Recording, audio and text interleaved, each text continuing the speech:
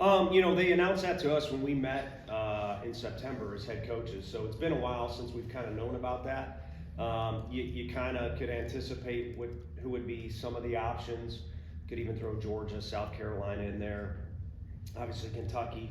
But I think part of it is married to football a little bit. And you talk about Alabama and Tennessee football. There's certainly something there. And anyone that's within a couple-hour drive like Vanderbilt is makes sense as well. So bottom line is you're adding two of the most storied programs in the history of college baseball to the SEC, which is arguably the most storied conference in college baseball. So things are going to get better for the fans, and they're going to get more challenging for the athletes.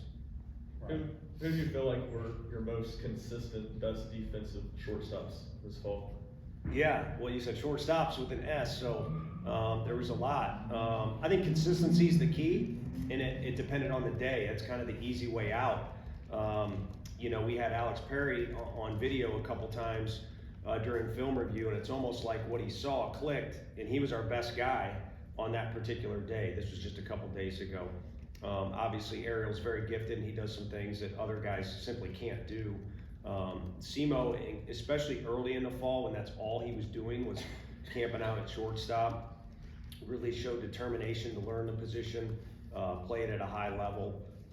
Dean Curley had a couple days where he looked like he's fully capable of doing that. And Bradkey, really stinks we had him out most of the fall, because he seems to be kind of a spark plug when he's out there for us, just with the attitude and energy that he presents.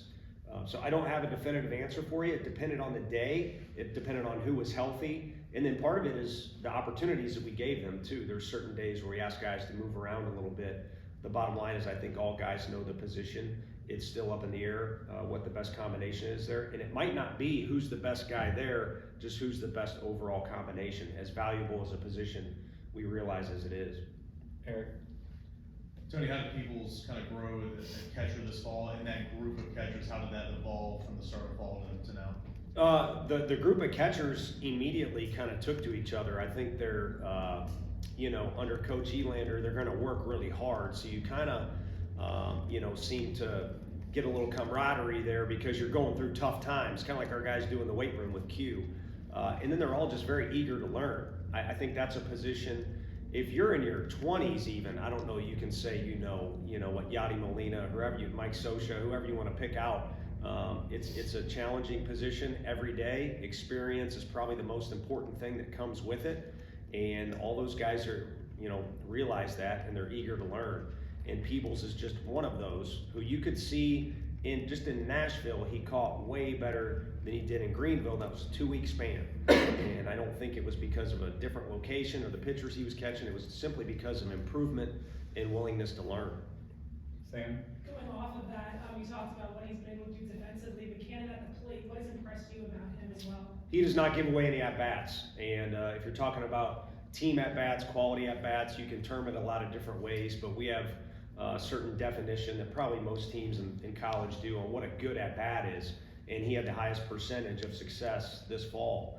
And he's gifted and he works hard at it, but all of our guys are gifted and work hard at it to an extent. I think where he kind of separates himself is, like Pete Rose.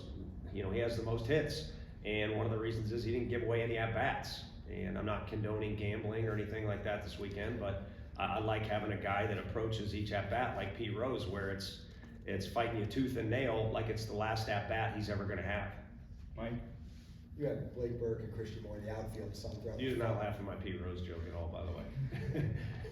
So those guys in the outfield in the fall, why was that something that you wanted to do with them, and how did they handle it and perform in those moments? They asked for it. I think as you get older, the fall, kind of becomes a little bit experimental as much as it is competitive.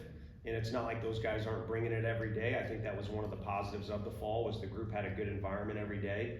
But as you get older, you look for new challenges or different things, and those guys asked to be out there and kind of diversify what they could do for the team because they recognize it might help them in their pro career to show they have versatility, but also it might help them win more games in what could be their last year here because we have other options at positions that they play. Ryan? For Ariel, how have you seen him grow this fall since getting on campus? am I allowed to make a height joke on the? Yes. He's grown in maturity, you know, and how he approaches things. The players tease him about that. I don't. So kind of maybe a locker room joke there. But the bottom line is he's developed work ethic wise, how he approaches things like a pro, but he's nowhere near what he needs to be. Because he could be playing in the middle of the infield at second or short or wherever, or he could have a career here of 3 or 4 years playing, you know, a huge percentage of our games, and that comes with a lot of responsibility. So you have to be a pro how you approach things and how you react to certain situations. And I think he's still growing, you know, on the infield and offensively on just how to be consistent. He's got a flair for the dramatic. And he even had an Air Jordan looking play in the Fall World Series if you were in Chattanooga where he jumped as high as he could and made a dynamic play. So he can make or even hit, you know, to a point where it's a Sports Center type effort. But what we need out of him is the consistency day in and day out. And a lot of freshmen across the country just don't realize 56 games is a lot. And if you're able to have success in the postseason, maybe it's 65, 70, that is a lot of reps. So we'll take consistency way over the Sports Center type deal, and if you can combine the both, then even better. Ben and then Dan. Tony, what do you walk away from the fall thinking of Kavar's tiers? It seemed like, aside from the bat, he was as vocal as he's ever been from the outfield and between pitches and between reps and things like that. Yeah, we're doing our post-fall meetings now. We bring in the individual and we kind of go over things with the whole coaching staff. And the best way I can answer that is just the vibe sitting in there with him this fall compared to this calendar year a year ago, insanely different. Probably the best one we've had so far because everyone was kind of just had glowing remarks for him, and I think he's in a really good spot and he's got good feedback for us. He's sat and watched and learned, and he knows himself very well. He's coming a long, long way. And whenever his time is done here, whether it's this year or next year, the scouts will be the ones to decide that, not me. We'll look back and he'll be one of our favorites as far as just that timeline of progression. And he's always been a good kid, always been a hard worker, always been a talented player. But again, when guys come in as freshmen, this is a total different deal, you know, in college baseball. And then I would like to think in our program a little bit, and then I know in our league. And he's kind of gotten to the point where you could pinch hit him in Omaha, and he can hit it to where you think it's going over the fence. Dan, and then we'll go to Ryan. Marcus Phillips has pretty good size. Where do you see him fitting in with this team, or is it kind of too early to tell? Well, we asked the hitters, you know, at times, who do you not like facing, or who's an uncomfortable at bat? And the hitters don't like facing him. I know that. So that feedback is probably more valuable than any of us standing there and critiquing his delivery or where he's at. I just know, based off where he's from, how much he's played, which is not a lot, you know, comes from the frozen tundra up there in the Dakotas, with all due respect. He's just got a lot of room for growth. So it's ultra exciting to see where he's at right now. And then you kind of know how he progressed from August to now. So how's he gonna progress from now until February when we start our season? That's another thing to get excited about. And while I think he can be dynamic with the bat, and we don't want to give that up, I think right now he's a pitcher first for us, and he really could serve any role. And you can name a role right now, they're all open. We know guys like Drew Beam can give us a large amount of innings, and Kirby can be used a ton of times, or, you know, for a bunch of appearances. But you can name a role right now, and we don't have a definitive answer who's going on what day or what spot, and he could fill any of those. We'll go Ryan, Rick, and then we'll finish with Eric. Obviously a small sample size, but KT and Dylan struggled against lefties last year. Do you feel like that's still a weakness for them, and how they progress? Yeah, I chimed in when we had a meeting the other day, and fortunately we now have Zach Stovall as a guy who's kind of in charge of our analytics and educates, certainly me, our players, some of the other staff, on what do these numbers mean that you maybe see on StatCast and all that. And he chimed in right away. Dylan is basically at about even. And I think some of that last year, if you broke down the numbers, it was more circumstantial. He wasn't out there every day. He was always in the heat of the battle when he was getting to come off the bench because we trusted him so much. So I don't think that's as much of an issue as it is him, you know, solidifying himself as a defender and a base runner for us to be that everyday guy that's one of the best players on our team, which he fully can be. And in KT, really, it's about again, that progression from freshman year till now. KT is who you asked about, right? Yep. You know, that progression from now until what he's kind of become is, you know, more patient. And I think with a left-handed breaking ball, you know, before you bounce the thing and he would chase it. And I think as you throw BP to him even now, it's a little bit more of kind of dancing with the pitch or letting the whole thing play out as opposed to just running at it or trying to crush it. Because he can crush it, but all he's got to do is touch it on the barrel and it'll go. He's got unique strength. Rick?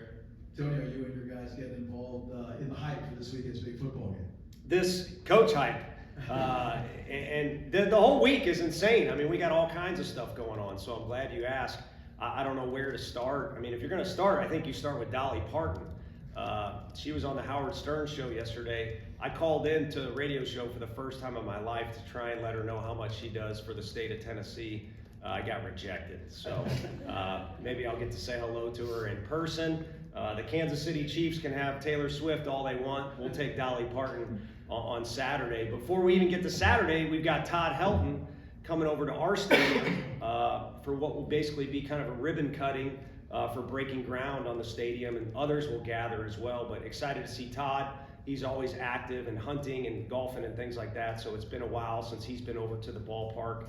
We have our entire signing class that we just had that was ranked, you know, highly. It depends what publication. And again, I'm not too big into hype, but it certainly is the most talented and most draft-worthy class we've ever had. So how this weekend goes will kind of impact how much they truly want to be in college. I know Mookie Betts talks about, you know, the arms, or I'm sorry, the hair on his arms kind of raising up when he was at the football game on his visit, and he's so good he didn't make it to college, but that leaves a lasting impression. And then, you know, Saturday is going to be a huge event with us playing Georgia, and I think you guys will do a football presser later. I wish I could be involved. I'm as big of a fan as you guys, but my biggest thing is this is such a tough place to play as a road opponent. The other thing is they kind of haven't had their game where they kind of say we didn't play our best, and we haven't played our best. And so if some variation comes up with that, I think Dolly Parton's going to be singing Old Rocky Top. Eric, we'll finish for you. Tony, you mentioned a moment ago, kind of guys vying for a spot in the rotation. How has that evolved over the fall? And I think you mentioned it maybe at the quarterback's club that it might be a rotation or maybe an opener, just trying to figure out, it might not be a set in stone guy for Sunday. What do you think about that to plan if that's what you decide to do? Yeah, for us, it is to try and find the combination that wins us the most games. And you want to win a weekend series anytime you play. It could be a round robin tournament like we'll find in Dallas. You want to win 2 out of 3 for obvious reasons. And so what can get us closest to that is the combination that we'll look for as coaches. And there's probably no one right answer. Will Heflin was a key ingredient a few years back. And we looked smart, or he made us look smart, but maybe there was even another way to do it because it was a good team. So we're just going to have to, you know, flirt with different combinations and try different things, and guys are going to have to be accepting of what they're asked to do. To me, 3 outs is 3 outs.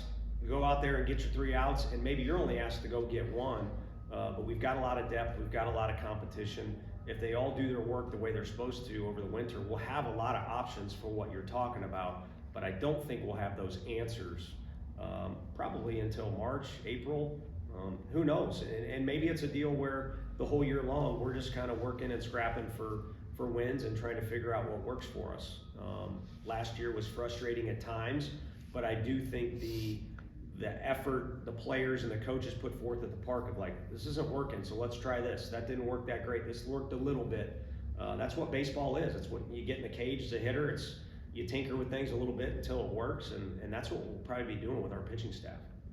Thanks, Tony. Thanks, everybody.